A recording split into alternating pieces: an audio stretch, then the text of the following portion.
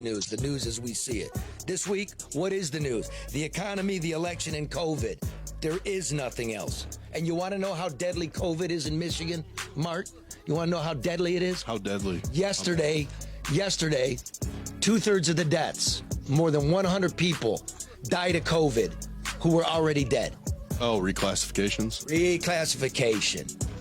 So how bad was it in the spring? What did they withhold? What kind of decisions are being made about our lives? Why is the data a pile of shit? Why do they treat us like children? It's all of our lives. This segment here, I'm very happy. We have my favorite thistle ass, Mark Blyth. Mark is the William R. Rhodes Professor of International Economics at Brown University. He's the co-author of a new book, Angrynomics. Does that sound familiar to you out there? Are you angry? I am. Everyone is. Everybody's angry. Yeah. Right. Mad as hell. And scared. See that? Look at that. It's 100%. The book's right on time. You can also see Mark hear him on several podcasts, and he's viewed by millions on YouTube. He gives lectures on YouTube. Wow. They're awesome. Here's a guy that understands the macro look at the world at a micro level. He's regular. Happy to have him on, but first let me just tell you about our friends at Hall Financial. Rates are still at all-time lows. If your current mortgage is about 3.5, you're screwing yourself. Get busy, right? Loosen up some cash. You could be saving money. Most of 70% of all loans don't require an appraisal, okay? So believe it or not, closing times have sped up. Right now, the majority of loans at Hall Financial are closing in 10 business days.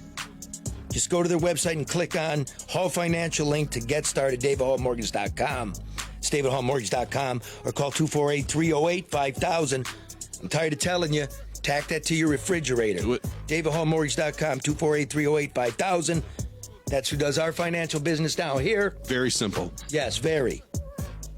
Hall Financial, lower payments, better options, more personal attention. NMLS 1467435. Whoa. Professor Blyth, how are you, sir?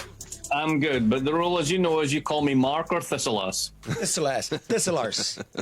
Can you explain? I'm fine with either. Can you explain to the listenership, because we like to educate, what is a thistleass? Well, the national flower of my home country of Scotland is, of course, the thistle, and we are a huge pain in the ass.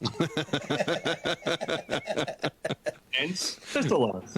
All right, hey, Thistlears, listen here. I wanted to get you out.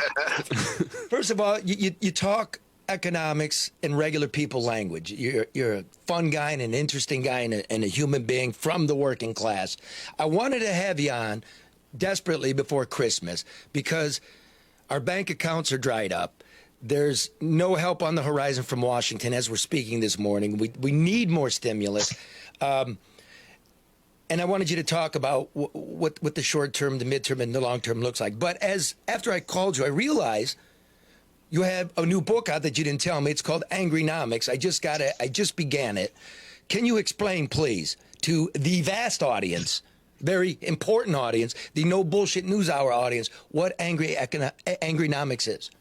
Angrynomics is what happens when you live in a world where the economy doesn't work for the majority of people who make up that economy. When basically it all goes to the top, when you know that you're working harder, you're working longer hours, you got less benefits, less protection.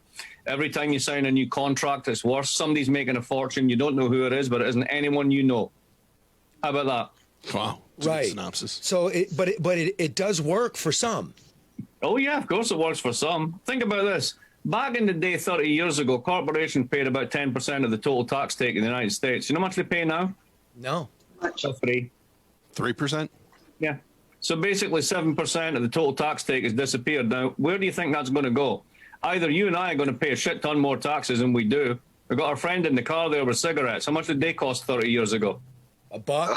Is this tax? Buck, yep. Yeah, you got it. $1.25. Right, exactly. Not anymore. Nearly $10 for a pack, right?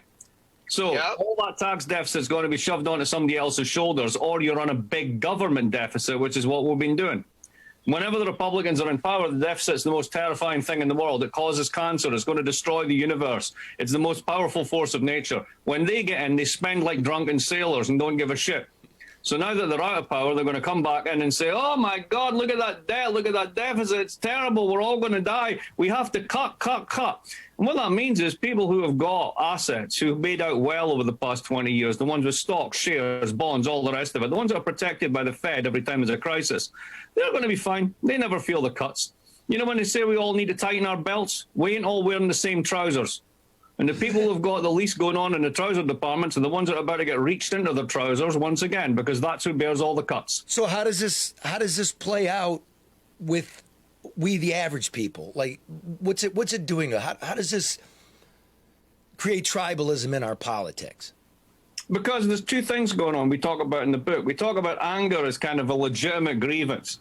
You have been left behind. Yeah, you have. Your company decided to leave. They didn't go to China immediately. First of all, they went to Texas, right to work state, to get away from the unions. Then they went from Texas to Mexico. And then they went from Mexico to China. All the time their costs are going down, down, down. The volume's going up and up. Their profits are going up and up. And they don't need you anymore. You have literally been left behind, right? So that's a legitimate grievance. What have the Democrats done about that over the 20 years that they were in charge of it? Nothing. They made it worse, right? So there's one side of it. The other side is you get a character like Trump. Trump walks into Wisconsin in 2016, hears that, recognizes it, says to everyone, yeah, you have been screwed, haven't you? It's China that's screwing you. Oh, my God, somebody recognizes this at last. May or may not be China, may be bigger than it, but recognize that. Then turns around, goes down to Arizona and says, look at all those rapists. Look at all those murderers. And he draws a whole different line in tribal politics in the sand, where it's us versus them and there's no compromise. You put those two things together, you can build a very powerful coalition of anger. And that's what's been happening right across the world. And that kind of leads to, I would assume, nationalism, because you have this globalization. So is globalization reducing prices, making a world economy? That leads to a lot of anger. There's a lot of anti-globalization out there. Is that a bad thing or is that a good thing? Put it this way, it's a real thing, whether you evaluate it or not, right? If you walk into Walmart, stuff is cheap as shit, right? I mean, It's unbelievably cheap. Well, it needs to be because your wages have collapsed. Yeah, I told my brother once, he goes, man, it's cheap at Walmart. And I go, yeah, and you better stuff your attic full of stuff because you're not going to be able to afford it in 20 years. And so I got one little chart that I can use to summarize everything I got a couple of weeks ago. You look at blue-collar wages in the United States. They are, if you adjust for inflation, they are less than where they were in 1973. Say it again, brother. Say it. Say that. Blue-collar wages less than they were in 1973 in real terms of the purchasing power they've got. And is this so hard? So we talked about the right. Let's look at the left. They're going berserk, and I don't like what's going on there either. How do you explain Antifa, Black Lives Matter, tearing up, looting, all of this? You know what I'm saying? Yeah, I know what you're saying. I think it's like hugely exaggerated, to be perfectly honest. Okay. I don't know. I've never met an Antifa, and I live at Brown. Holy shit, if they're not here, I don't know where the hell they are. Oh, I've met many, so I don't mean it. I guess I think this is like a moral panic. This is like when everybody's afraid that everybody's going to kidnap everybody else's kids and they're all going to be done. No, I guess let me rephrase it so we don't go off on it. There's a hard left blue collar element to this as well, who've been left behind and they're angry at the oligarchs. And the way, if you look at like Black Lives Matter, yeah, there's a racial component to it, but is there not an economic component to black life in America? Oh, yeah, of course there is. I mean, Christ, my favorite statistic on this one, right? You can go online and get this. Go to the Boston Federal Reserve's website. There's a study from 2017 where they compare the net family wealth of white families in Boston and black families in Boston. Now, think about this one, right? The net white family in Boston average wealth is $267,000 or $250,000 in 2017. That's a lot of cash. That's a lot of plus, right? All of your debts are gone, and you've got that extra. Why? What's left over? That means what you're saying. What you're saying is what you own and what you owe. Subtract that, and that's your wealth. You net it out, right? Okay. And what you've got there is you got a city where you got Tom Brady used to live with Gisele Bündchen. So guess what? When you put people like that in the pot and you call them white people, the number gets huge. You take out the top 10%, that number would collapse. Here's the one for black families. I'm going to give you this one. I'll ask you to guess this, Charlie. So white families' average net worth is 257, 267,000. What do you think it is for Boston's black families in 2017? Boss, okay, let me think, because I take pride in this. Nationally, I can't remember. I'd say, well, that number was like 1,800 for black them nationally. Boston's a little bit richer. $10,000. $8. What? What? $8. The average, the average family. $8. $8. $8. Now, you think about the fact that back in the 30s when they were building the New Deal and Social Security, all African Americans are excluded. You think about the fact that you have the big boom in the 50s and 60s and 70s. They weren't allowed into half the unions. They weren't involved in the big march, the northern industrialization thing. They didn't get the wages and benefits. You then get into the 70s and the collapse of the cities, right? You've got families that have been unable to build wealth for several generations, then put the whole racial incarceration of the war on drugs on top of that. And you've got people who just simply cannot build wealth. All they have is debt. And if they're lucky enough to own their own house, they own a house that's in a red-lined area, so they can't get a goddamn loan on it to start a business.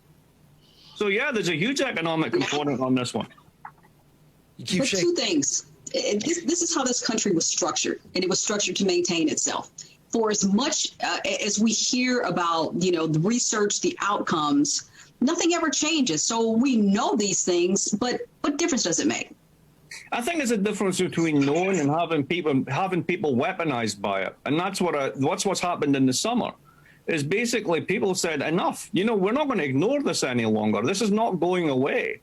This is basically a community that's mobilized in a way that hasn't been mobilized from the 60s. And let's remember what was achieved in the 60s, right? We actually got a substantive dent into Jim Crow politics in the South. We actually did manage to change a few things. And I think that, we're on the same path this time round because this is not going away.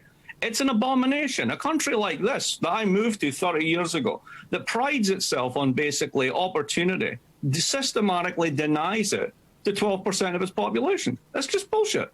It is just bullshit. And we cannot look at ourselves in the mirror in the 21st century, talk crap about China and everybody else in the world when we do that to ourselves. Do you have a second part, Karen? No, I'm thinking. Go ahead. Okay, so here's what I try to do because, like my black brothers and sisters, my white brothers and sisters, my brown brothers and sisters, my red brothers and sisters, we're all kind of in the same boat. Yeah, it's class. And we're being either dividing ourselves or somebody's manipulating. I'll look at it like why do we also not like the media? Tell me what you think of this. When white people go to the state capital of Michigan, Lansing, to protest the fact that they're hungry, they're locked down, it doesn't seem fair, the checks haven't arrived, all the media gives me is the 6 knuckleheads with the long arms. Word. Okay. You got it. Two, when black people are trying to tell you we're feeling the same thing, all we get is guys throwing garbage cans through windows and taking sneakers when the vast majority of us don't have it. Absolutely. There's a complete, what would we call this? A selective view? Oh, yeah, absolutely. Because they know who their base is. They're no different from politicians. They're pandering to their base and they're playing to the base. Ask yourself the next question. Who is the media base in the African-American community? There isn't one. There is no network, not even BET, that depends upon them. So they're simply there to be abused. They're simply cannon fodder for the reports. Nobody's going to turn around on the Hamptons and do some serious bullshit about them because that's where the money is. I tell you, there's no doubt. That's true. I guess I'd like to tell the audience, you can either be part of that elite or you can be part of the people. And I was in there. I saw them, and I fight with them. I like them. They're fun to drink with. But in the end, I'm with you. And it costs a lot, Mark, because there's good money to be made at a puppy dog at the big boy's table. You think you're sitting there with him, but you're just waiting for a scrap. And it's obvious. It's obvious what's going on in the world. This isn't just America, is it? No, it's exactly the whole world. You got people complaining about the same stuff in Chile. You got people talking about it in Israel. The only time Israel's ever mentioned here is because of the Arab conflict, is because of Trump's relationship with Netanyahu. There's been a huge middle class and working class revolt going on there for almost a decade now about the cost of living, the lack of affordable housing, and the breakdown of the welfare state. Sound familiar? Same shit, different smell everywhere. So who should we be angry at, and where do people turn their anger? The first thing to do is recognize when you're being manipulated. This is not about immigration. This is not about divide and conquer politics and of ourselves. Wrapping yourself in the flag ain't going to pay for the next meal. That's just a diversion to keep things as they are. But isn't that human nature to kind of find people like yourself and bear down and fight? Yeah, but look at the way that we've done it. We weaponized this with digital media. We have Facebook. We have a world in which you get a dopamine burst every time somebody agrees with you, and you feel pain when somebody disagrees with you. But we've rolled that out across our communities, and we wonder why we can't talk to each other anymore. And we also can't give credit when ideas work or are good on the like. If you want to, I've crossed the border. I've been with the Sinaloa cartel. I covered the border for the New York Times and for Fox. The wall doesn't work, but what did work, what Trump did effectively, was create a partnership with the Mexican government to get things in order on your side. That's smart. I'm going to give him the credit. You'll know this from covering the border. My favorite one for that is it's the same families that operate the border posts on either side of the border towns. Right? I mean, it's completely porous. It's like me and my cousin Dave. We're the border. I mean, come on, seriously? Dave. You mean David? David, or yeah, exactly. Fucking thistle ass, man. Okay. So, Mark, I want to ask you this. I know you've got a little COVID situation in your household, and I could talk to you for hours. There's no money. There's no stimulus. Christmas is coming. What's it look like in the short term? What's your prediction of life in America? And in the long term, are we going to start seeing property defaults and derivatives based off of real estate? Are we going to see a cascade coming? No, because the Democrats are back in charge, and they basically will play along with the Fed, and the Fed is going, whoo! And that means that they can keep propping up markets for the 20% who have 80% of everything. So that's going to continue. That's fine. Here's two things that I read last week, and they're simultaneously true, right? Guy in London who does economic research sends me this data and this graph, and it basically says there's going to be a huge boom in America because the savings rate is higher than it's been for 30 years because people have saved all this money from COVID. So I got the data and broke it down and went, that's only true above the 50th percentile. You actually need to have money in order to save from it. If you don't have money, which is half of America, then you're in the shitter and this is meaningless. And he wrote back to me and said, yeah, but if they've no money, they don't spend anyway, so they don't matter. Wow. The people who don't matter are the ones who were going to feel it because they're the ones who always feel it. Now, there is a possibility you will get some kind of, and I hate calling it stimulus, it's insurance money. This is what it is. It's basically insurance to stop it getting worse. There'll be some kind of insurance payment out of Congress. It will happen before Christmas. I'm pretty sure of that. Because it's in everybody's interest to do it. And now that the Republicans basically are less afraid of Mango Unchained, then they're able to back away from it. So, you know, you might get something there. But essentially, it's the people who don't matter that bear the brunt. It always is. They don't have any savings to fall back on. They haven't accumulated any. But what do you tell the people that don't think they matter, or the people on the lower end of the socioeconomic continuum? When they hear this, what do you tell them? Like, what do you say to them to not make them feel less important or less relevant in this equation? Karen, he's a professor at an Ivy League university. He doesn't talk to regular people. Oh, that's bullshit. How dare you? You don't. I'm right here. He's still Scottish. Know who my fishing buddies are for a start. So anyway, what do? What you do is basically you call out the fact that they are being called that. You point out to them that, you know, there's a whole bunch of people who think that you don't matter. They don't treat you as your fellow citizen. They don't regard you as their equal. They think that you're some kind of social problem to be managed, to be nudged into better behavior. They don't see you as an equal. And the first thing they should do is demand that equality, demand the rights as a citizen, and not shrink away from it, and stop voting for the same parties that let you down time and time and time again. Get in there and change them, and stop falling for the bullshit. Nicely said. Let's recap. One half of this country, 1 out of 2 people, person right next to you basically doesn't have anything, nothing in the bank. $8. I got $8 fucking dollars. That's me. That's me. that is red. That's red. I got $8. Okay. The long-term help's not coming. For the ultra-wealthy who own the big financial instruments, etc., the Federal Reserve, the national bank, is going to buy that debt up to make sure that the very wealthy don't collapse. Or at least they will promise they will do it, which does the same thing. You don't sell your insurance policy unless you think the company's bust. So long as they're backing up the company, you don't need to sell it. It's all a big Jedi trick. Well, this doesn't bode well. So, we're going to move on, let you go, let you do the summation. But stay tuned, folks, because the next point I want to make is how are we focused in our COVID response in terms of the best way to keep you working and employed and eating and protecting the vulnerable? Are we actually doing it? We got to look not only at data, but at what's going on the ground. And that's where the governor loses me. Washington lost me a long time ago. I don't see it. So, Mark, Merry Christmas. Give us the one thought we should think about as we go through this holiday season.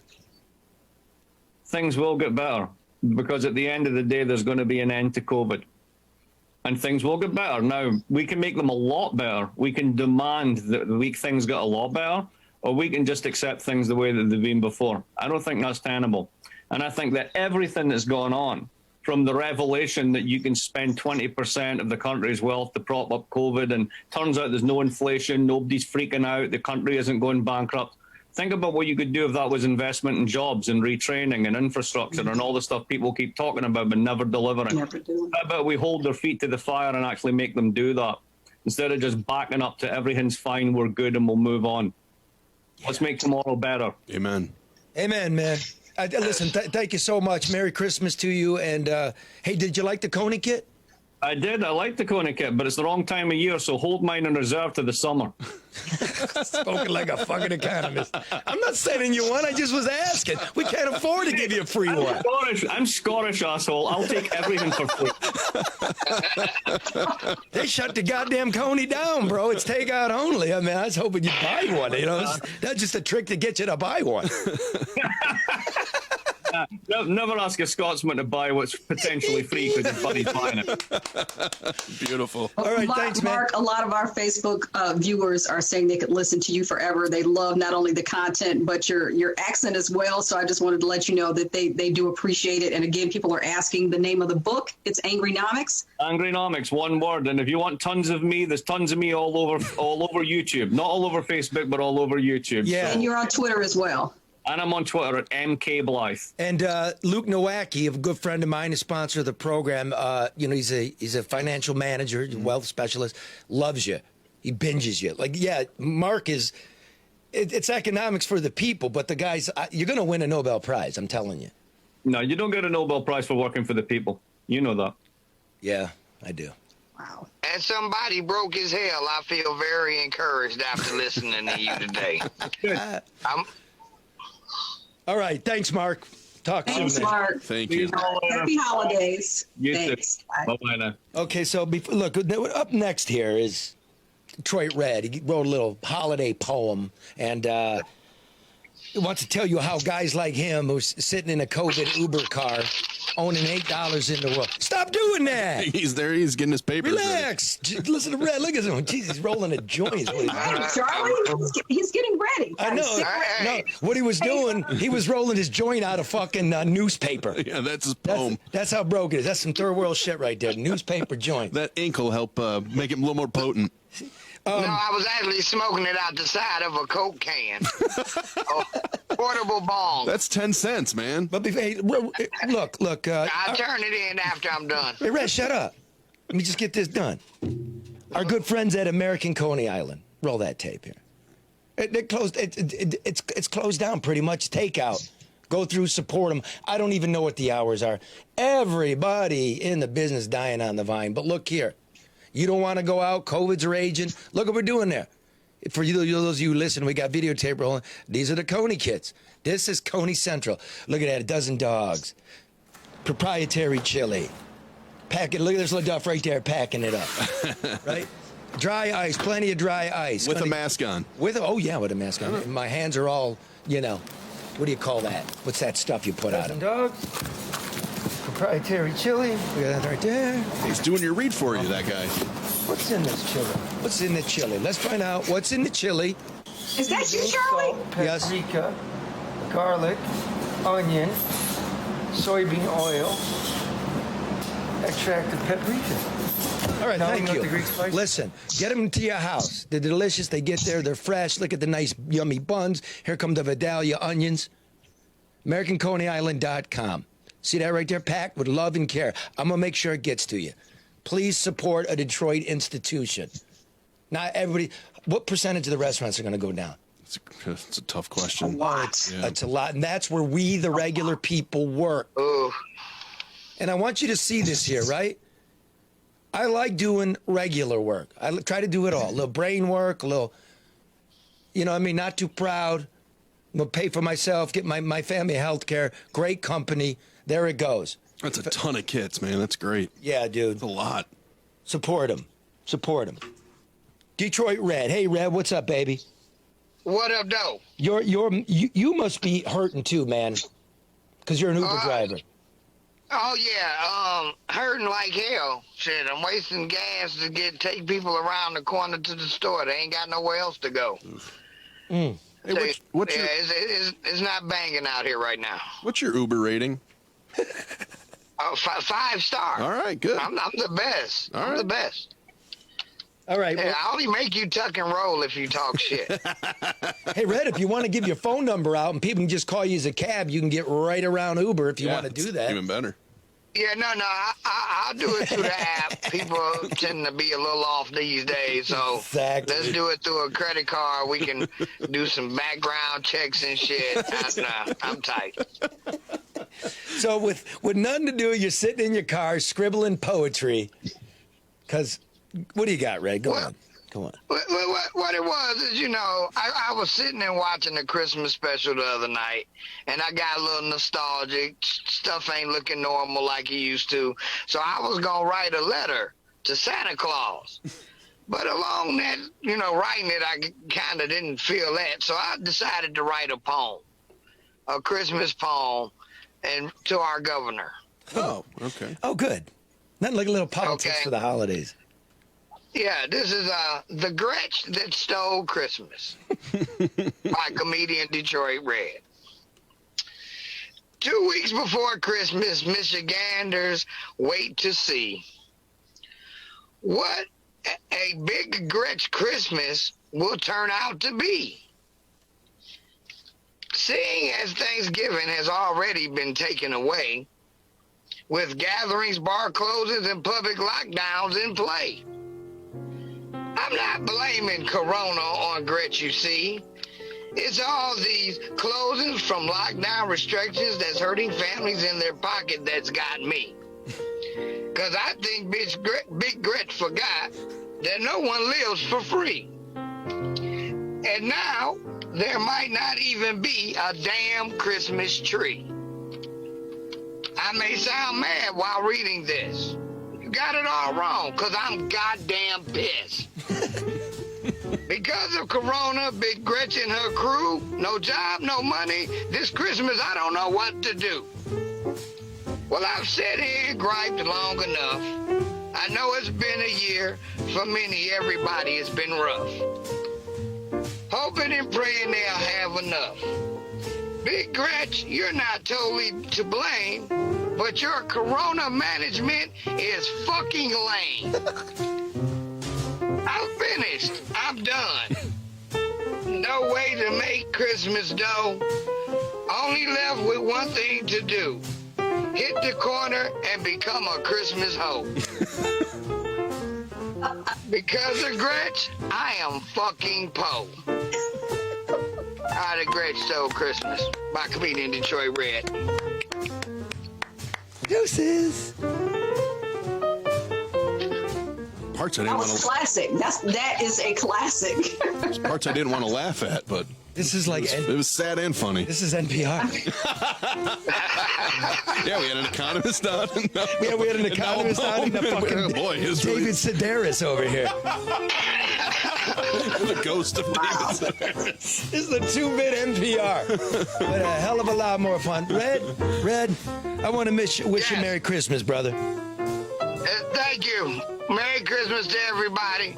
Hey, look, y'all, it's tight out here, so you're going to have to get your hustle caps on. Got any suggestions? How? Yeah. What do you suggest?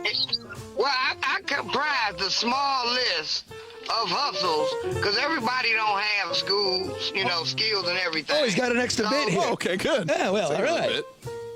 Another NPR wouldn't, but we will. Yeah, go ahead. List the side hustles. Got the good old faithful. You can sell some ass. But social media is not hard to do. Low management, and you can be your own pimp. Work your own hours. Be your own boss. I mean, that's one thing to do. Gotta write that down. Then you always got sell some drugs. Now, kids, I don't condone drug use, but hell. Somebody got to sell them for somebody to buy them. So why not go ahead and make your Christmas tree and holiday look nice? Then you could also sell all the crappy gifts you've ever gotten from people in your family online. They normally don't be on eBay, so you can sell them there. Or Craigslist. It's not as famous as Facebook Garage. So it's like regifting. Yeah. Yeah, you're Making a buck. reselling. Yeah, so it's making more a buck. like gift boosting. Right. Okay? Then here go one that'll help out the city of Detroit, as well as put a little extra cash in your pocket. Okay? You can go cut down all the wood in the abandoned lots and fields in Detroit and bundle it up and sell it for firewood. That's outside the box. I like that one. That's not bad. Yeah. Just make sure it doesn't have creosote. It's a little more work. Make sure it's not on Hans Farms. They look like abandoned lots, but they're supposed to be tree. It's a little East Side reference. I was going to suggest go there first. It makes it a lot easier to get to trees a lot quicker. Plus, on top of that, they ain't even trees. They just tall-ass bushes. They've been growing for 10 years, and they're tall-ass bushes. That's the sorriest fucking forest of trees I've ever seen. This is true. They don't seem to have ever grown. They stick them in the ground. It's a land grab, Charlie. You know that. But go ahead. Go ahead, Rick. And last but not least, an old-time hustle. You can risk giving all your neighbors and friends corona by selling pork chop dinners out your back door. And that was my list of side hustles to make it through the Christmas corona season. Thank you for that, comedian. Detroit Red. Thanks, Red. Oh, man. I try my best. Red was brought to you by Luke Nowacki, who once reminded you that overreaction is not a strategy. Luke was supposed to be calling in. I always had trouble with Luke. Markets are open. He's a busy guy. I know, that's the thing. But he started wanking out, like on the election returns. Oh, really? He bombarded me with all kinds of stuff from Pennsylvania. But that's what I like about him. He'll ask questions. You know what? I'm being dead serious. Absolutely. Yeah. You know, and that's the thing. This next piece, he called me up, and we're both a little depressed. Mm-hmm. We're men of action. We like being out there. We like people. So there was a chance for he and I, and we ran COVID data. I know, folks. I was done with the nursing homes. That was in wave one. I got some outrageous news for you. But I want you to remember, never guess. Never guess, never gamble. Get a strategy. Red, take that $8 of yours and invest it wisely. Turn that thing into $8.25, bro. You also Let forget. me guess. Yeah. With Luke Milwaukee? Yeah. That's right. What other hustle is, whatever you get in an Uber, always check the seat cushions. Could be some change in it. Unless you're in Red's Uber, let him check him after the route. Use both sides of the Charmin and maybe shake the breadcrumbs into the meatloaf for a filler. You might want to try that. That's what we used to do. Both sides of the Charmin, huh? Luke Nowacki, my good friend at Pinnacle Wealth, 248-663-4748 for rational financial advice. You heard it from Mark Blyth. Now take that knowledge and find somebody that gives a shit about you. Okay? My mom works with Luke. So get advice, get a strategy. Luke Nowacki at Pinnacle Well, 248-663-4748. Hit it. Securities and investment advisory services offered through Royal Alliance Associates Inc. Member FINRA. Maurice Davis is working on the new Associates one. Inc. Separately owned, and other entities and/or marketing names, products, or services referenced here are independent of Royal Alliance Associates Inc. Yes, sir. So what kind of questions did he have for you about the election? I didn't bother. Oh, okay. I'm going to be honest, Luke. Stop sending me stuff from Pennsylvania. I'm in Michigan. I only talk about what I know. I gotcha. I don't talk about Dominion. I don't talk about software. I talk about Cobo Hall and what went down. We'll get to that in a minute because we all know what's her name. Mellissa Carone. Yeah, this week's star. The whistle drinker, is that what they're calling her on? They are calling her that, yeah. The star of the Rudy Giuliani testimony in front of the state legislature. Yep. She and I went back and forth a couple weeks I ago. cannot wait to hear it.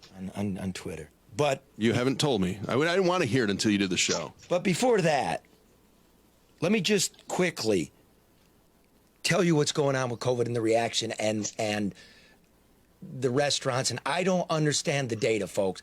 I'm a middle-of-the-road guy.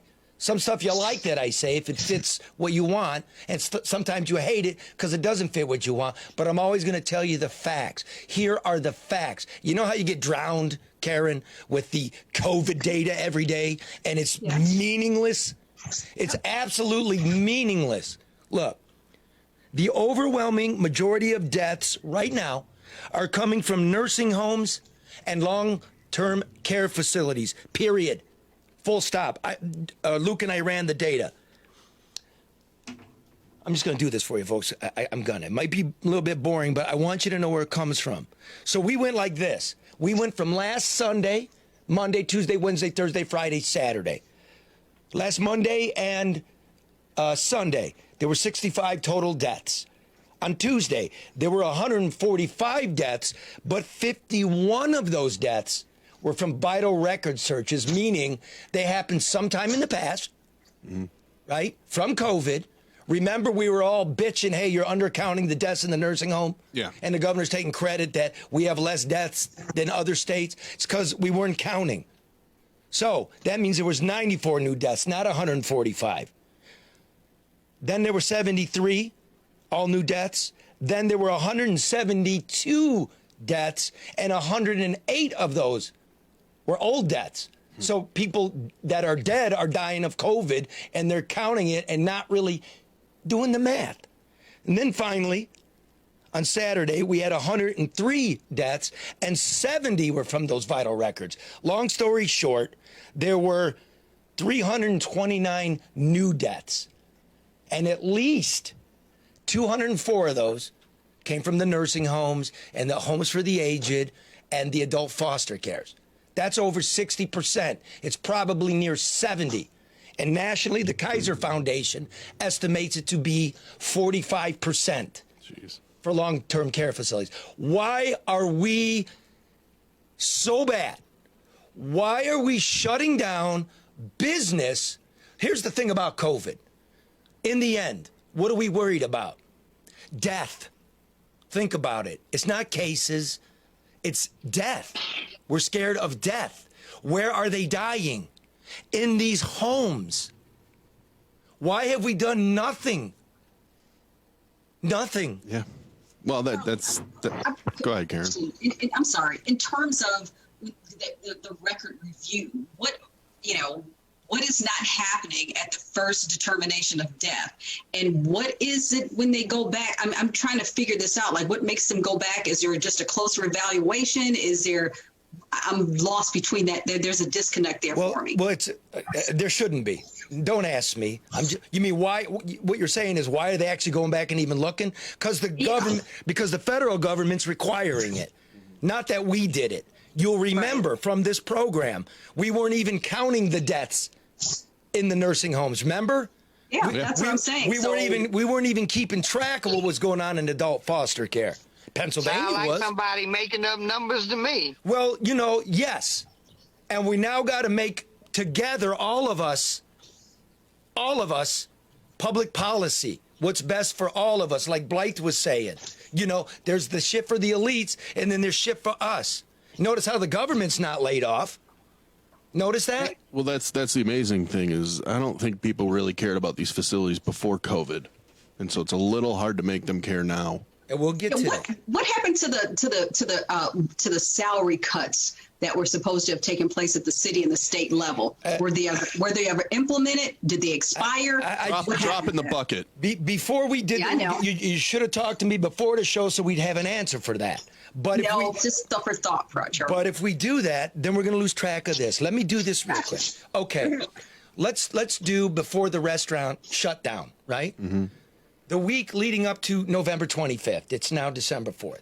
Okay, the outbreaks. Okay, the ongoing outbreaks, the clusters of people. That's 2 or more that are unrelated. Yeah. So me and you, right? This would be an outbreak. We both get it. You got me and someone else. That's an outbreak. Yeah. 2 people, that's an outbreak.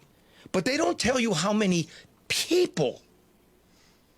I was always surprised by that, yeah. Per outbreak. They give you incidents of outbreaks. So let's say this. Particularly in the schools, both high school and college. That they do. Okay. They do it now for the nursing homes and all the long-term care facilities and the schools and colleges. What do you got? But you got to dig it up. Okay. So there was basically 1,000 cases statewide. Outbreaks. Yes. Okay. Outbreaks. 41 were 40. Let's just round. 40 were in the bars, and 40 were in the universities and colleges. So the same, right? Mm-hmm. Okay. So how many in the bars? 2, 4, 1,000? Do we know? They don't tell us. It's not going to be 1,000, but yeah. It's not going to be 1,000. Yeah. Okay. There was at Michigan State, there was one cluster, just one. Guess how many people were in that cluster? Boy, I have no idea. 2,086. Oh, Jesus Christ. Okay. 1/3 of all the clusters are in the old folks' homes. Yeah. But how many people is that? That's about 1,300 people. So 1/3 of the outbreaks, like 329 out of 1,000. Mm-hmm. That's 1/3. But only 4% of actual people caught it there. And that's where they're all dying. You follow me, Karen and Red? Yeah, we're following you. I got you. Yeah. So why are you treating us like children? Why do I got to dig through this? Of those cases, vital record searches, what was their age? What was their race? What was the date of their death? And where did they live? Why can't we have? I asked for that. I can't get that. This is some state secret. Do they give numbers for private gathering outbreaks, like just parties at a house? They do that. They do that? They do that. They do it for jails and prisons. Yeah, well, boy, yeah. Okay, so you have an outbreak. It's the St. Louis Correctional Facility. How many people is that? Yeah. Okay, here's what I got last night, folks. This is an ER nurse I know. Okay? I'm not going to tell you where, because for obvious reasons. People are bitter, and they're looking to hurt each other. Anybody telling truth. Hear me. All of us. Left, right, middle, black, white, male, female. Together. Here, this is truth. This is a friend of mine. This is truth. This past weekend at the hospital, we noticed an interesting pattern. Residents from a certain nursing home were rolling in from EMS, one after the other, all afternoon and into the evening on Saturday. They were all COVID positive, but asymptomatic, so no symptoms. Me and my coworkers were asking if they had any breathing difficulty, chest pain, stomach pain, etc., to which they all said no, and their vitals were normal. The attending ER doctor assessed them, and when they weren't in any imminent danger, they were discharged back to the nursing home to quarantine there. Well, the registered nurse called the nursing home to let them know the patient was coming back, and they refused to take them back due to COVID. The RN told them they had to, and the nursing home staff said they were well within their rights. It was then figured out they were testing all residents, and whoever was positive, they intended to just dump them at the hospital and wash their hands clean of them permanently. Jeez. When I called and spoke to Adult Protective Services, they told me they would start a report, but the nursing homes were allowed to reject taking a patient back if they had COVID. So that's a fun little quirk in the law. I guess the powers that be at the hospital are handling it, and it has moved up the chain from Adult Protective Services to the feds because Adult Protective Services has no authorities in the nursing homes. They don't? None? They don't have authority at all? Well, ain't that what Adult Protective Services is really for? Okay, to well, protect the adults? Exactly. It seems so simple, Red. Continue. Well, let's do this, though. Let's do this. We remember what we said. There's two things going on here. My little note here. Remember, we didn't want positive people returning to the nursing homes, right? Remember? Yeah. Okay. So, step one in this investigation, did this nursing home sign up, right, recently, to have a COVID dedicated ward in which they would be rewarded monetarily for having it? Do they? I tried to look it up this morning. I can't tell. I asked for a list, you'll remember, a couple weeks ago. I didn't get one. So number two, if they did not sign up, they can't handle it, which would be legitimate, I say, then what was the protocol to deal with this population? Yeah. Like the nursing home finds, why don't we just go dump them on the hospital? To which we're all being thrown into a panic that the hospitals are overflowing. People don't want to go to a hospital right now. And the most vulnerable population, the ones that are dying, are being thrown into an emergency room where you're going. And was this the plan? Are we actually looking at the plan? Did not Lucido, the legislature, in a bipartisan manner, pass such a bill asking for dedicated facilities that the governor vetoed? Yeah. Now, we're spending billions. I know restaurateurs that would pay a 10% COVID tax on their income to be allowed to stay open to protect the vulnerable. Yeah, have that money go straight there. Maybe I'm Pollyannish. I'm just surprised that a long-term care facility would make a decision not that is in the best interest of the patient. Say it again? Well, you would think that they would make a decision that would be in the best interest of the patient. Like, in other words, if the hospital's done with them, you would bring them back to be under your care. Huh. That's interesting. But it's really never about the patient, is it? Because Has it ever been? No, unfortunately. So, I mean, I'm sure. Where do the people go after that? I mean, they can't stay in the hospital for 14 days. The hospital's looking for placement. You want to go pick them up, Brad? Take them home? I mean, hey, they asymptomatic, I guess. Well, here, I looked up this nursing home. Off. This nursing home's notorious. Okay? 30% of short stay residents who were re-hospitalized after being in this home was 30%. The national average is 20%. Re-hospitalized? Yeah. They went back. Oh, boy. Okay. Right. Okay. The percentage of these short-term residents, right, who've had an outpatient emergency visit while being there is 14%. The national average is 10%. These are COVID-related ones or just all? Of all. Oh, okay. Right? This was before COVID. This was... Oh, pre-COVID. Okay, I'm sorry. The percentage of these residents who got antipsychotic medicine for the first time in their lives was 9%, and the national average is 1.8%. Doping them up. Wow. Yep. Now, I'm talking to my folks. I'm gonna move into an old folks home then. I hope this works out. I am going to be in those nursing homes next week. What are you doing, darling? I can't reveal it, so we can't be found out. But here's what I'm told. But you all know we've had people on. Mm-hmm. Copious people. Since you can't go see your loved one, imagine a guy making $11 an hour in a for-profit nursing home, because that's what's happened. Cut the care, cut the margin, feed the stockholder. Mark Blyth told you. This is the facts. Yeah. We all know this now. Where was I going here? Next week. People can't go in there. Oh, here's what they told. That you can't. Think of the night shift. Guy making $11 an hour. Yes. Don't got his PPE. As the AARP is telling us, there's no PPE and not enough staff. The staff's just locking Grandpa in the room. He ain't going in there, and Grandpa's in his shitty diaper. And I've got photographs. I've got, people telling me, directors of these places, the bed sores, the rotting flesh. What the fuck is going on? These are facts. And if you don't believe me, I'm going in. And my daughter gave me permission because she's frightened as hell. Good. Because somebody's got to. Because I'm with you, and COVID is real, man. Right, Red? Right, Karen? All day long. Right? It's real, man. Those hospitals are getting full. We don't have a targeted response. I am shocked. It sounds like we didn't have any kind of response before COVID.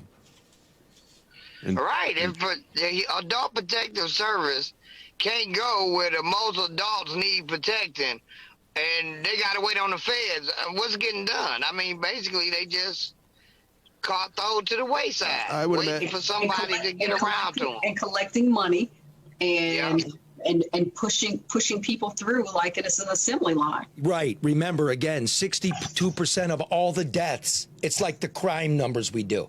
We're tracking murder and shootings, right? I don't care about B&E. That's not the measure. The measure of COVID are the deaths. Where are they? They're at least 62%. Not even all these facilities are reporting as they're required to. The nursing homes in Detroit, the Detroit Health Department gives you one number, and the state gives you another number for the same facility. Let me tell you why it's important again. It's your economic well-being. It's the mental well-being of your child who's locked at home. We shit the bed. I am upset about it. If we have all the bureaucrats and the media outreach people for the Department of Licensing, we don't need you working that. Why don't you take on 10 adults and keep track of them? Something. Yeah, I would think that would be severely underfunded as well. You think? It's just bullshit. I'm not Total buying bullshit. it. No. I'm not buying it. Oh, and the jails. Oh, yeah. Sheriff Benny Napoleon is on a ventilator. Wayne County Sheriff Benny, you remember how much in the first wave I was covering the county jail? Yeah. It's the sheriff now. And I wish you good luck, sir, and a Merry Christmas. I do. Godspeed. I told you. Now they're holding press conferences yesterday. Look at all we did. I know. Give me numbers. Yeah. And then the Macomb County Jail has a pretty big outbreak as well. Yes. And that's just regarding the inmates, not the correction officers. They got Well, you got to remember, Wayne County is, they've been impacted. They've lost, a deputy, Donna Fay. I mean, so they've been negatively impacted over time. It's a hot spot. I mean, I guess it's a culmination of wherever there's a large group of people, but between the jails and the nursing homes, there's something that, Charlie's been talking about since the outbreak. They both continue to be hot spots. Fix the shit. Speaking of which, Hey. we sold all of them out. Remember, the Fix the Shit t-shirts. Right there. There's I don't Mark. have one. I still don't have a You shirt. don't? Well, Karen, because you won't wear it. So guess what That's not real. No, guess what we did? Guess what we're doing? Mark, put it up on the monitor. Karen, since we sold out, we got new ones. What does it say? We got Fix the Shit. Uh-huh. We've got Fix It. So Okay. you might not want to be wearing shit out. And then we've got Fix the Asterisk. Fix the Yeah. See? I curse every now and then. I need a real one that says everything. You want the bad one. He wants the I want to bad go one. rogue out here and put the SHIT on my chest. I want to see I believe it when I see Exactly. it, Karen. I believe it when I see it. the challenge has been proposed. Here's the challenge. Go ahead and spell it, Karen. Just spell it. SHIT. And what's that say?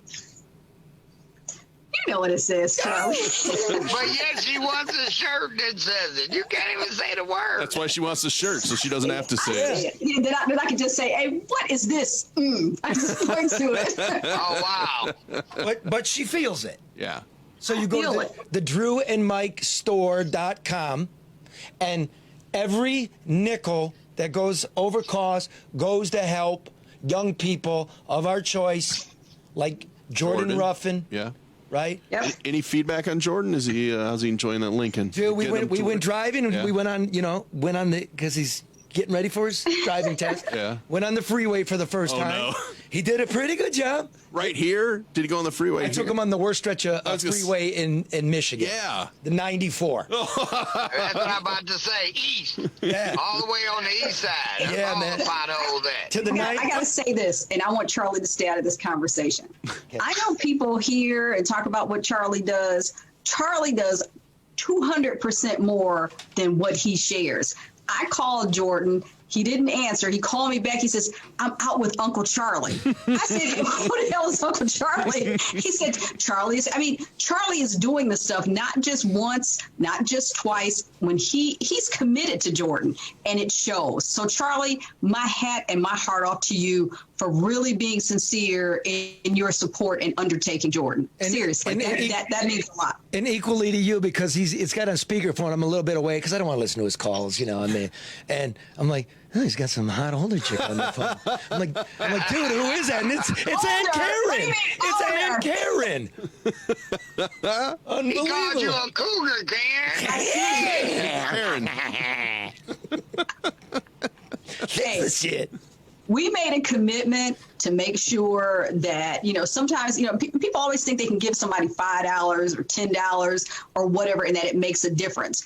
When you really want to make a difference in somebody's life, if you are able to share resources, you do that, but you also have to spend time. You've got to listen to them. You've got to be there for them. That's how you make a difference. And that's why everybody can do something to make a difference. You don't have to have money. You don't have to be able to, but you got to care enough to be there for that person. And Jordan is an amazing young man. I'm thankful that Charlie introduced me to him, and I'm there for him as much as I can possibly be. Amen. All right. There you go. Let's just hope we don't have to take up a donation to get him any psychological help after hanging with Uncle Charlie. That's another story. Now, you can be part of the movement, have a cool T-shirt. It goes to help a kid. Let's all be one. We don't even have to agree on everything. Just agree on we're all a family. Maybe you don't talk to the family. Fix the shit. DrewandMikeStore.com. Now I would like to move on to... Help me with the segue here, Mark. Sure. Go on. What are we doing now? I believe we're going to talk, because I'm still dying to hear about the conversation you had with the star of the week, Mellissa Carone, who was the star witness for Rudy Giuliani. I think most people have seen the clip. It's been everywhere on social media. Explain who she is. Star witness. She had a half a pint before she went out there. Wait, hold on, dude. Hold on, dude. You go like this. You're making a joke. You let that be known. This is the no bullshit news hour. Yes. You don't know that. Yes, okay. You say seem like, or like you funny like, right? But, that just for real, like, I don't know. No, I don't know. Fucking I don't know, kook. but she definitely looked like she had a half a pint. Okay, see, like, we're being fair. I don't know that. I don't think so. Not by my reaction with her, my interaction, Yeah. right? Yeah. So basically this all has to do with was mass fraud going on at TCF/Cobo Hall. I will call it Cobo Hall. Okay. So how do we want to do this? Wait, before we do that, let me just tell you, this segment's brought to you. No, you know what? Barry Ellen Tuck at ADR? Yeah. I'm going to save you as a sponsor for the Person of the Year. Oh, So beautiful. stay tuned to hear from ADR Consultants. Honest, ethical, smart. How do you want to do this, Mark? You want me to read the text first? Let's play the clips. I think that'll add a little color, a little character to it. So what we have here is she's giving testimony of what she saw that night at Cobo Hall. Her job was to watch the machines that tabulated the ballots. Mm-hmm. That's all she did. She's there to watch the machines. When she says poll book, she means this. A poll book is the book with your name in it. And when you check in to vote, your name gets checked, your ballot gets checked, and your envelope gets checked. Okay, that's what a poll book is. It's basically a list of voters. Okay, is that about all we need? Perfect. Yep. Here's Okay. the first one. The poll book is completely off. Completely off. Off by That poll- 30,000? I'd say that poll book is off by over 100,000. Pause. That poll book. What this means is, okay, the poll book. 100,000 voters showed up. There should be 100,000 votes. Okay? We now know there was 167,000 votes. Yes. So by what she's saying is there were only 67,000 voters. There's 100,000 fraudulent votes. Which earlier she had testified to there being 30,000. 30,000 fraudulent votes, which she'll explain how she saw that. Go. Why don't you look at the registered voters on there? How many registered voters are on there? Do you even know the answer to that? No, I guess I'm trying to get to the bottom of this here. Zero. There's zero. What? So, my question then... Wait, pause. Zero. How can there be zero registered voters? So nobody was registered? Then there would be no votes. There's you get what I'm saying? Zero. Okay. Look, listen, I'm going to say this here. This, folks, I'm getting the people that like the work I do, like you like I do with Whitmer, but you don't like what I did at Cobo. I'm the only nonpartisan observer. These are all Republican observers. Most of the people that were there that testified before and after her, I found to be legitimate. And I can explain, I think, what they saw. But they'd never been to an election. We'll go back to her, but the point is, I actually touched it. I walked around. I talked to everyone. I was allowed to talk to the poll workers, right? So I don't know about Dominion software. I don't know about Philadelphia. I don't know any of that. I was the guy that was there for you, to watch it like a hawk, to touch it, to understand each and every nuance. I'm not making shit up.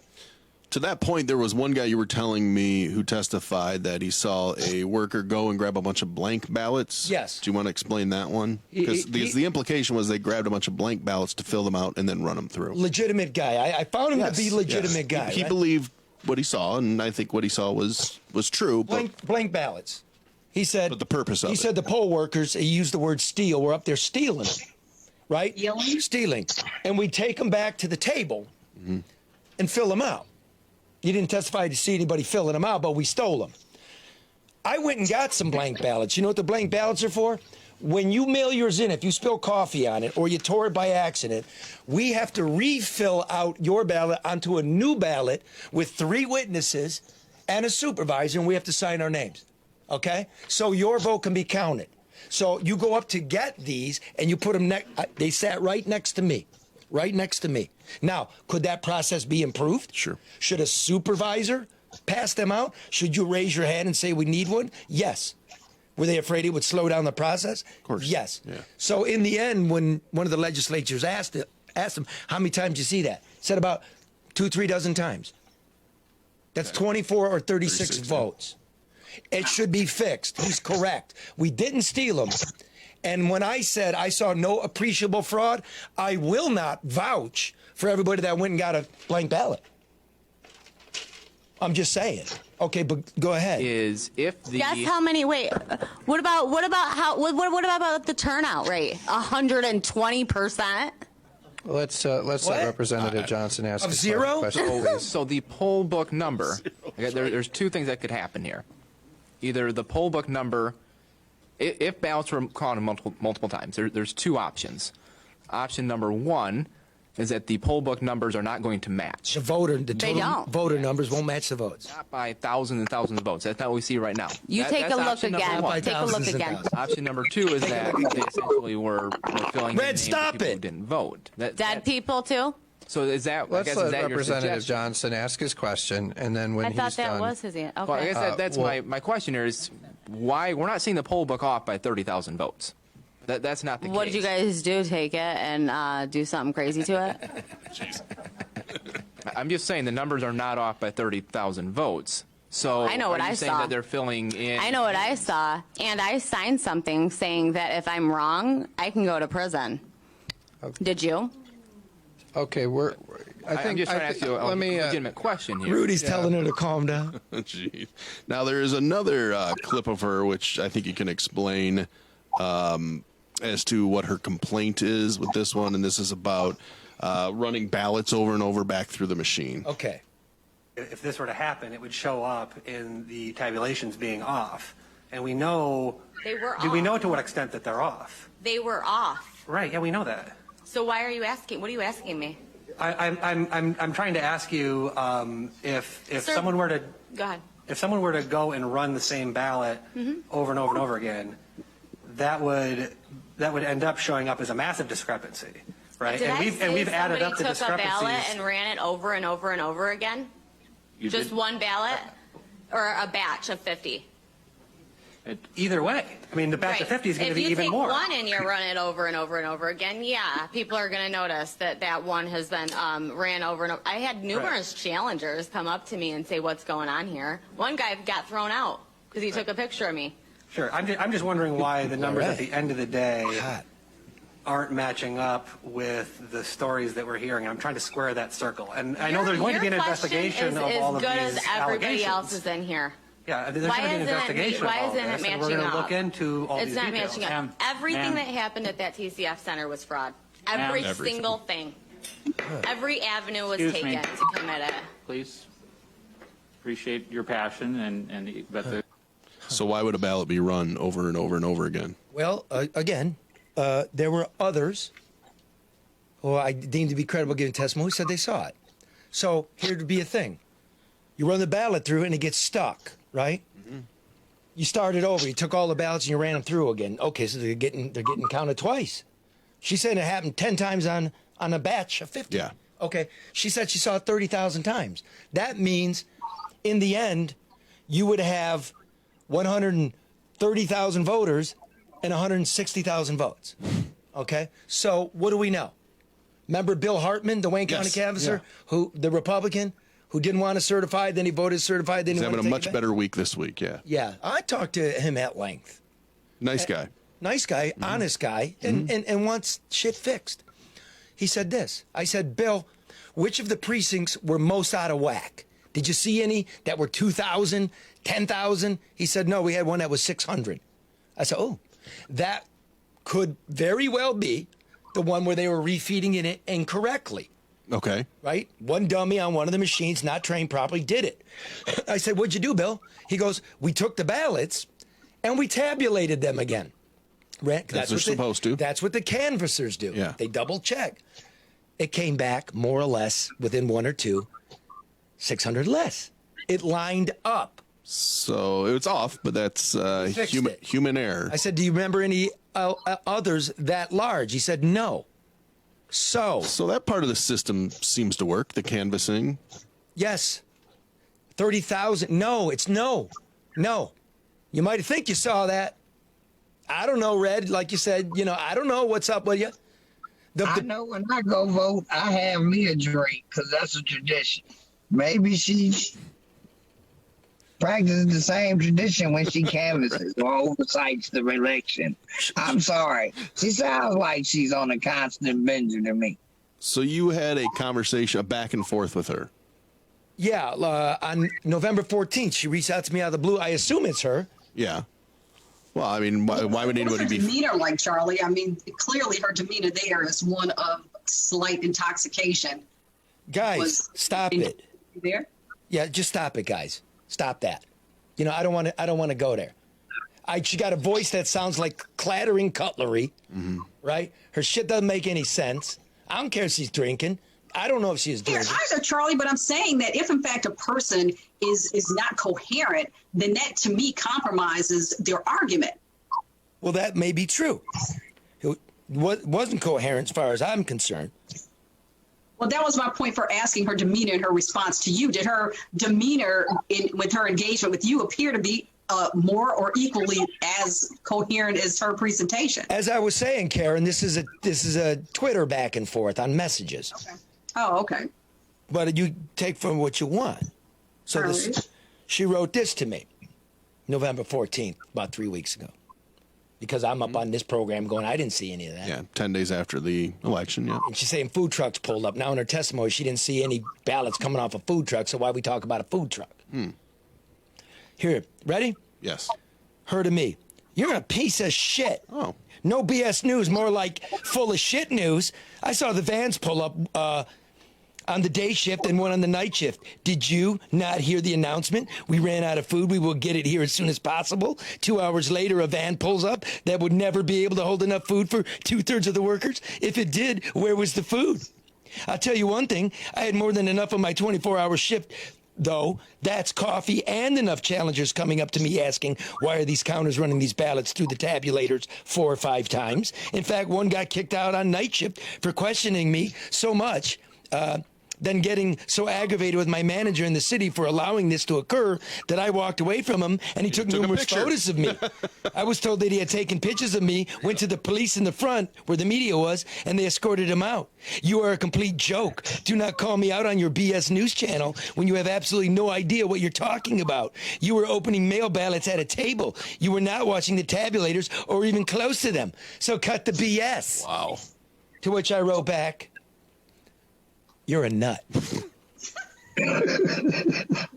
How did that go over? To which she wrote back, she sent me a video of Giuliani talking about her testimony, and he's got a Trump tan.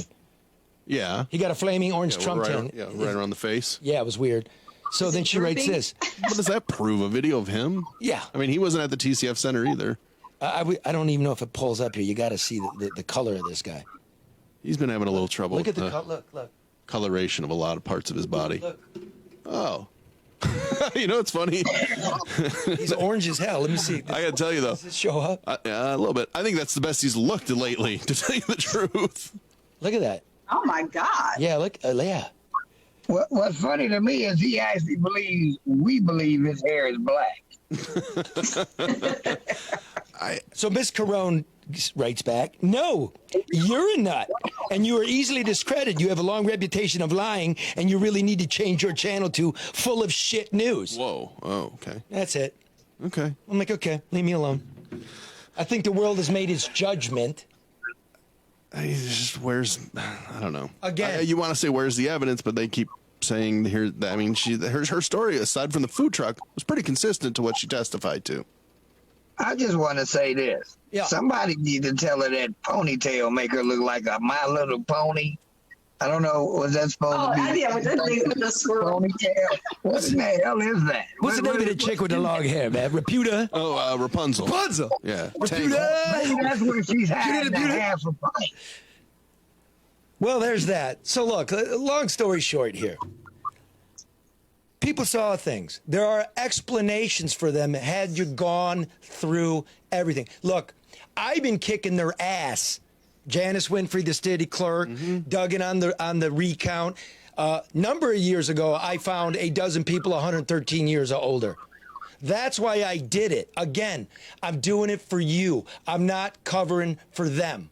I don't know if the mayor had an ether cable, tapped into Cobo Hall, dragged all the way across the city hall in his office where he had a tabulating machine and he was running bogus ballots through. I suppose it's possible. Give me some evidence and I will chew his kneecaps off. Look, I'm just telling you, what did I say in the beginning? No, 138,000 ballots did not come in at 4 a.m, and nobody's saying that now. End of story, full stop, fact. Fact. Mm-hmm. I don't think they could pull off a mass fraud even if they tried. Remember something, man. Everything's digitized. I don't think they're capable. Everything's digitized. The number follows you. It's like a driver's license. You can have an expired driver's license, right? Mm-hmm. But when a cop pulls you over, he's putting it in the computer and it's not there. This thing is invalid. That's exactly how your vote went through the process. I know I was there. Thank you. Okay. Now. She said you only open letters, Charlie. I have a question, too. Did you have to be tested? Because Karen Lee made a comment about that some of the poll workers had to be tested before they could go to the TCF Center. Was testing, and I'm just asking a random question, but did you have to be tested to be down in the TCF Center to count votes? You had to have a COVID test. Absolutely. Oh, that's what I meant, COVID test. Yeah. Oh, yes, you did. Okay. And you had to be cleared, and you had to go through training. So the next day on the Wednesday, when you saw everybody trying to get in, you're not cleared to be in there. There's a process. Did you bring your COVID papers? Do you have a credential? It's not like 100 angry people get to get in there and be surrounding me. You understand? Yeah, and before we totally let it go, canvassers are trained, correct? Not for the vote. Look, both canvassers, for what they do, Bill Hartman and Monica Palmer, right, the Republicans, had never been to one, never been to the absentee ballot count. Okay, so they don't have training for that, but they have training for canvassing. Canvassing, What yes. about poll watchers or whatever Melissa said she did? I mean, Melissa's not a poll watcher. She worked for Dominion. Oh, that's right. To make sure the tabulators, when they got stuck, would work. Okay. Poll watchers, I don't know. Okay. See, I don't know. That's fair. But there were plenty of Republicans, and I'll tell you another thing. Yeah, they were hostile. It's true. The Detroit City clerks people were hostile to me, more hostile than to them. Really? Put me, oh yeah, because I'm the reporter and they know it. Yeah. And one of the guys in charge, I had done an unflattering story about him on Fox that. too, and he fucking didn't like me. And he'd come up and be like, "Oh, LeDuff, he lies on Detroit. You know that, ladies? He's a lie on Detroit." And I just put my head down. He's still carrying that grudge. And every Republican there that knows that he approached me, I was willing to talk to you. So yes, that's true. Okay. Now, one more. Trump got more votes this time than he did last time in Detroit. Mm-hmm. He got a higher percentage, right? Yes. Biden got a lesser percentage than Hillary. So Trump picked up stuff in Wayne County. He lost in Oakland County. That's where he lost votes.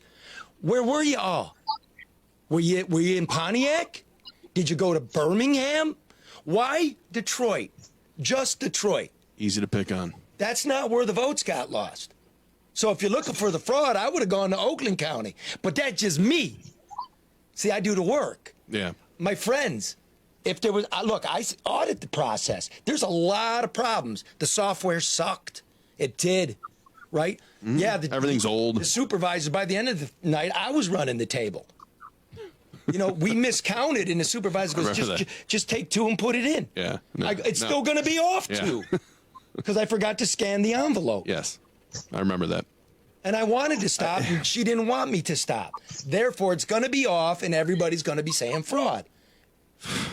But we talked earlier, Charlie, and said while there would not necessarily there was very little room for deliberate and intentional fraud.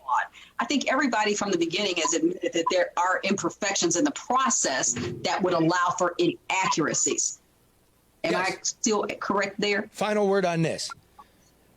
Monica Palmer, the chairwoman of the Board of Canvassers for Wayne County, testified at these hearings that when it was all said and done, the total vote imbalance, whether there was too many votes or too many voters, all totaled, it was off by 400 votes. Wow. 400. That's the Republican. I agree with her. I agree with people. We got to perfect this because this is the way we're doing it now. And I'm the one, you're the one, this program read, we found dead voters. It was true. We don't give them a break. We held Benson's feet to the fire. Why are there 500,000 people not eligible on the rolls? Why did the woman that lived in my home 23 years ago keep getting solicitation in my house? You guys remember. Yeah. We are for you. That's what I saw, and I'm not. The only one whacked out one was, Melissa here in terms of credibility, in my estimation. Yeah. The other people, I get it, and we could sit down and discuss it. And they're right, it should be fixed. And conservative people, if you want this shit to be real, for real voter ID, then we need a national ID card. Are you willing to do a national ID card? Do you want not illegal labor, undocumented immigrants working here? Then we should put biometrics in the card. Do you want to give biometrics to the federal government? No. These are the solutions.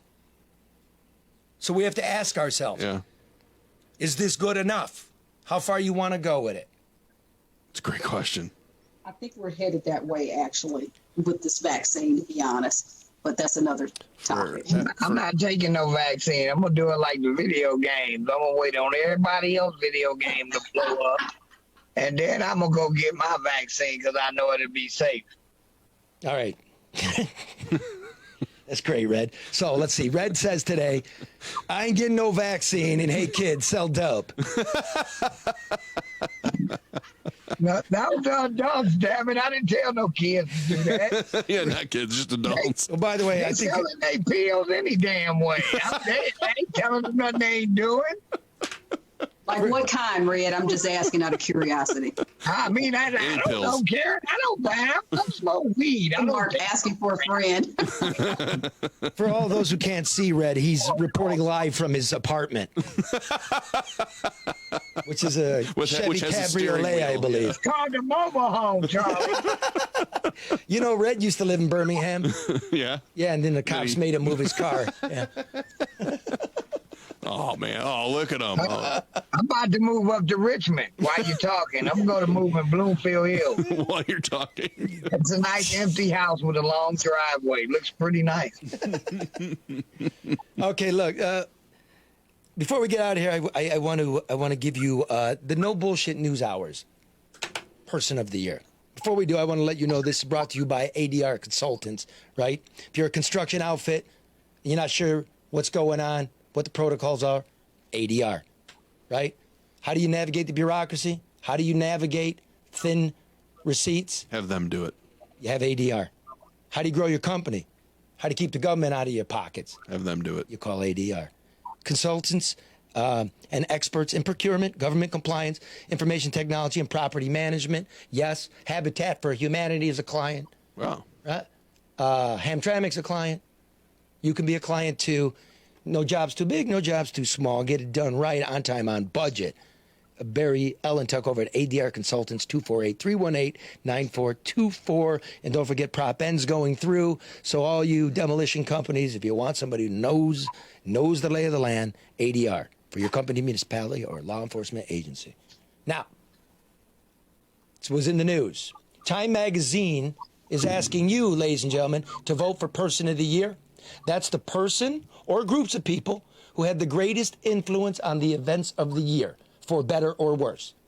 Should it be Donald J. Trump? He was everywhere, on trial for high crimes and misdemeanors, tucked away at Walter Reed, battling COVID, in the White House bunker, calling the American election a fraud. Remember, you might love him, but you don't have to be likable to be Time's Person of the Year.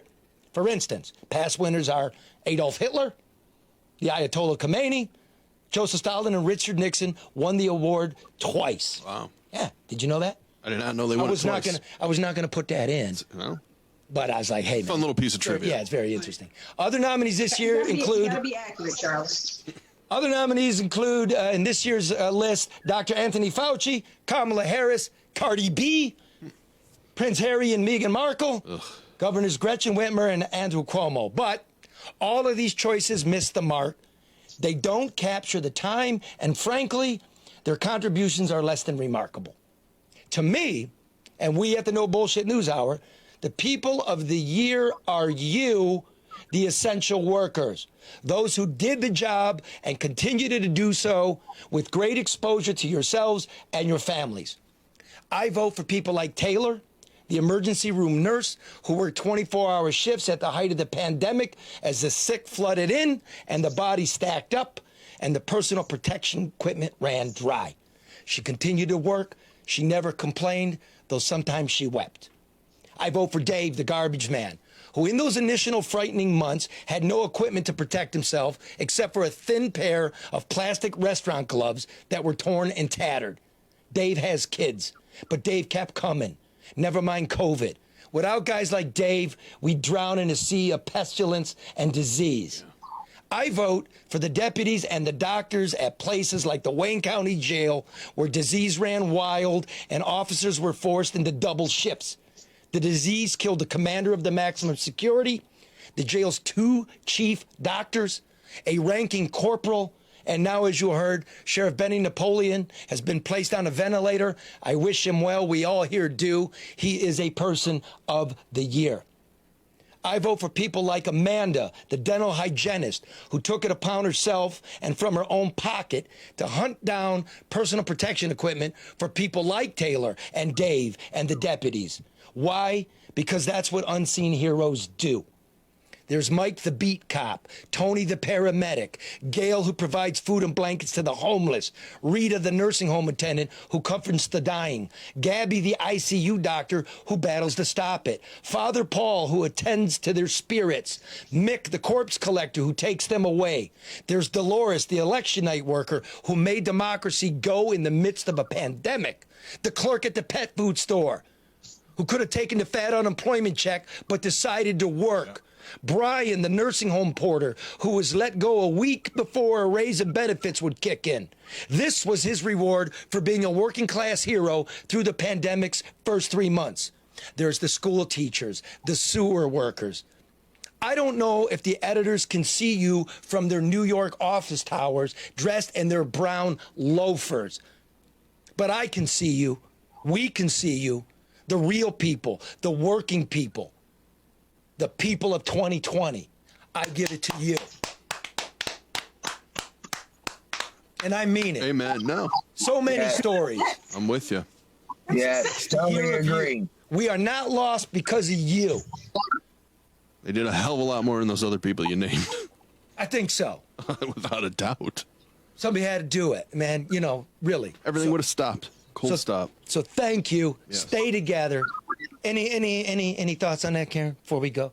And just, Charlie, I agree. I mean, we need to stop upholding people who pretend to do something and be something that they aren't, and look at the people closest to us that are making and bearing the most sacrifice and ultimately making the biggest difference. The people that we should be upholding and supporting are those closest to us, doing the quote unquote dirty work, and carrying the burdens that others back away from. So I totally agree. Red? Hey, I totally agree. Without these people that's been out here putting their lives online and risking their families in the process, they are the ones that's truly the heroes, because they done kept going through the fire and they ain't stopped. So I totally agree. Mark? I second and third all of it, man. I mean, what's the big story of the year? It's COVID. And they kept working. I mean, imagine how everything would have just stopped completely. No truck drivers, no grocery store workers. And the stories that, again, there's a lot of people that can work from home, but there's a lot of people that can't and do and do it without bitching. And there's a lot of stories to be told. We didn't get to hear a lot of them, which doesn't mean they weren't there. Remember One Lung Fortuck? Yeah. Wandering around, spreading COVID. He's on the lam. It was 2 deputies that went to the woman's house that was afraid of him, picked him up, and put him in a car with him. I didn't hear them complain, but how many people... And I'm sorry, I'm getting mixed up here. Go ahead, Mark. I'm sorry. Well, I was just going to say, they never complain, but how often do you hear people complain about the fact that they have to work on Zoom every day from their home? That's a bitch, though. Oh, I'm not saying it isn't a bitch. People are saying postal workers, yes, moms and dads that are at home now trying to help educate their kids and navigate technology that they may not be familiar with. Tell me about that. So just in spite of the people that were mentioned, is not overlooking those who were not mentioned that should be included in that group. Oh, not at all. Come on, you guys are right. Before we go, anybody else out there want to, on social media through Karen, want to tell us who else?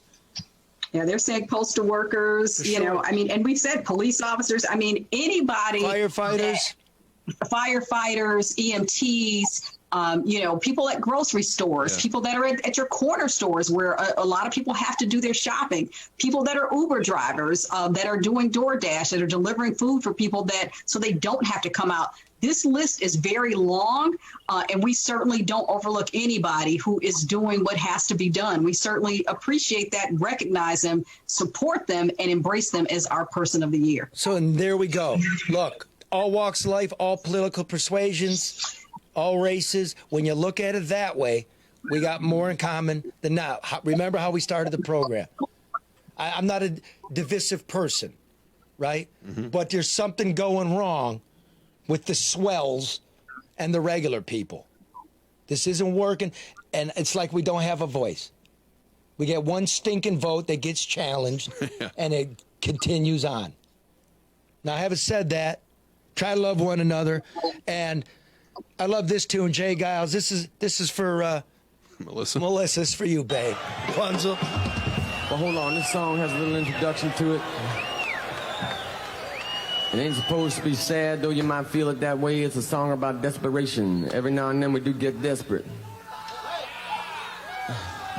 This is a song about L-O-V-E, and if you abuse it, you're gonna lose it, and if you lose it, you're gonna abuse it, and if you abuse it, you ain't gonna be able to choose it, because you ain't gonna have it further on down the line, and things ain't gonna be so fine. You're gonna be sitting there on your little machine, trying to look and keep